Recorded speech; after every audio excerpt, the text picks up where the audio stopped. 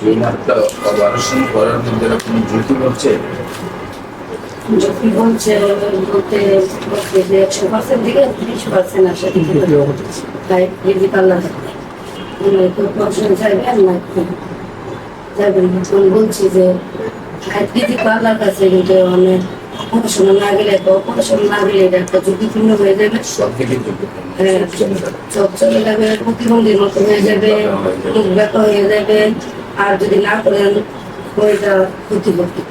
Operation করে পুরাটা আনতে পারবো না সন্দেহ আছে, এটাও বলছি যে জায়গায় পুরাটা আনতে পারবো। আবার এটা আনার পরে তারপরে এটা আবার পরীক্ষা করে দেখবে।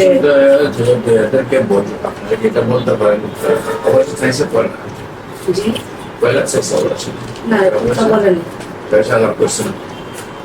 তারপর সেটা একটা কোর্স দেখাইতে পারতেন যে আপনার তো কেবল জোগাড় করতে সময় লাগবে। বেশি লাগবে না, একটা অপারেশন হয়েছে বেশি যে অপারেশনটা কতটা সাকসেসফুল ওইটা একটা বিষয়। আবার আমরাও যে টিউমারটা ওষুধে চলে যাবে এটা একটা বিষয় হচ্ছে টিউমারটা আনার পরে ওই জায়গাটা আমরা পরীক্ষা করে দেখবো, যদি ওই জায়গাটা আমি দেখবো ইনফেকশন থেকে তাহলে এটা থেরাপিও দিতে হবে।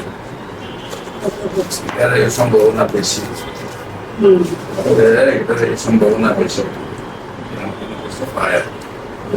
না পাওয়াটা কিন্তু পাওয়ার সম্ভাবনা বেশি।